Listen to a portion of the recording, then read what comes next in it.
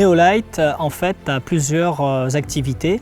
La plus connue pour nous, c'est la mise en lumière du patrimoine ou du paysage. Nous avons aussi tout ce qui est événements lumière, donc les fêtes de Noël ou les sons lumière. Et d'un autre côté, nous avons tout ce qui est éclairage public ou schéma directeur d'aménagement lumière. Du point de vue concept, la complexité de cette mise en lumière, en fait, c'était de pouvoir mettre en lumière tout ce qui était les murs avec leurs pierres très blanches, le tuffeau, et les toitures en ardoise qui sont très sombres. Donc c'était de pouvoir créer une mise en lumière avec du volume, pouvoir faire sortir le plus grand nombre de détails possible, avec on va dire deux matières totalement différentes, et avec un budget très restreint. Donc on ne pouvait pas multiplier le nombre de points lumineux.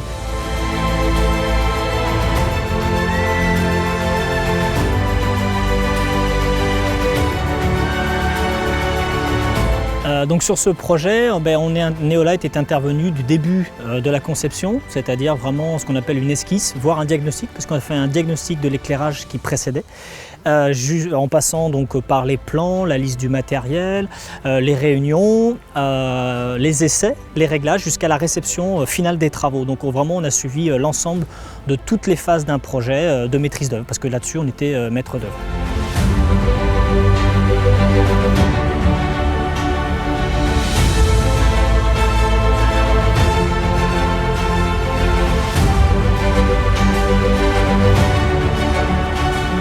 Finalement, le projet tel qu'il est réalisé, en fait, il est très proche de ce que je souhaitais, c'est-à-dire quelque chose de très onirique, très poétique et, ma foi, assez simple du point de vue concept, parce qu'on s'occupe globalement que des façades et des toitures, mais un jeu subtil de teintes, de couleurs et d'effets qui met suffisamment en relief et qui donne à l'ensemble vraiment, ça fait un peu le château de la Belle au Bois dormant. C'était un peu ce qu'on souhaitait, des tons un peu pastels, des couleurs qu'on n'a pas l'habitude de voir sur les châteaux. Par exemple, les toitures peuvent être parfois rouges, parfois roses, parfois mauves. Et ça, c'est vrai que c'est la première fois qu'on voit ça sur un château de la Loire en mise en lumière pérenne. Donc là, on est assez satisfait. C'est une première pour les châteaux de la Loire d'avoir un éclairage aussi poétique et qui allie autant de technologies.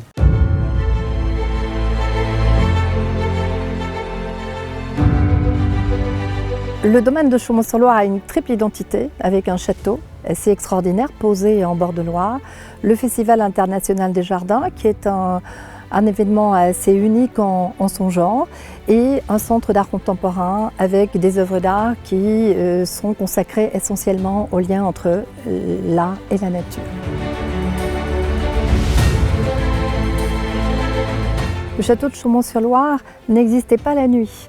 C'est un château merveilleux mais qui était absent du paysage. Et la mise en lumière très subtile qui fait ressortir tous les détails extraordinaires de l'architecture, des toits, du tuffeau qui caractérise les façades, permet au château d'avoir une dimension onirique tout à fait extraordinaire la nuit et puis d'exister dans le paysage. Maintenant, le château de Chaumont-sur-Loire est présent dans le paysage, est vu de très loin et c'est un changement tout à fait fondamental. Nous sommes ravis de l'extraordinaire poésie, encore une fois, de cette mise en lumière.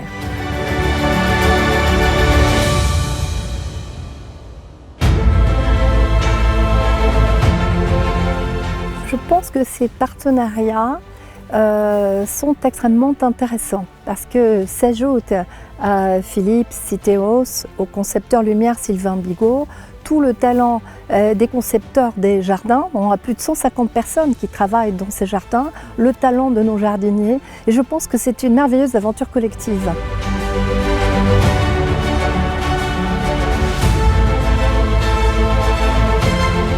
Les réactions des visiteurs sont très positives parce qu'ils ont toujours plaisir à voir les jardins de jour et de nuit, parce que ce ne sont pas les mêmes, parce qu'ils deviennent fantastiques au sens propre du terme, ils font rêver. Quant au château, nous avons vu une augmentation du nombre des visiteurs qui étaient très intéressés par le fait de voir ces grosses tours éclairées et par cette architecture sublimée par la lumière. Donc on peut dire vraiment que la lumière joue un rôle important à Chaumont-sur-Loire.